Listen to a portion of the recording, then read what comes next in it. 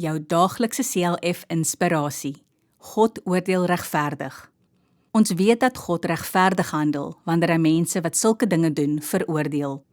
Romeine 2 vers 2. Een van ons mense se swakste eienskappe is seker om ander te veroordeel. Dit is vir ons so lekker om ander se foute raak te sien en hulle dan te kritiseer.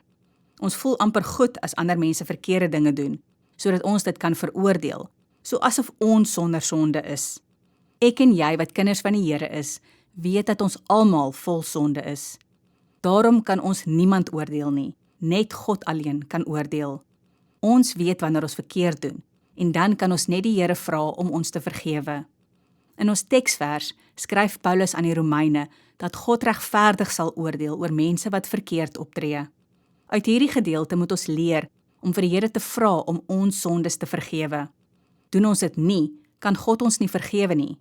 Hy wil hê ons moet vergifnis vra, sodat ons vrygespreek kan word. Kom ons bid saam. Here Jesus, help my om elke dag my sonde voor U te bely. Amen.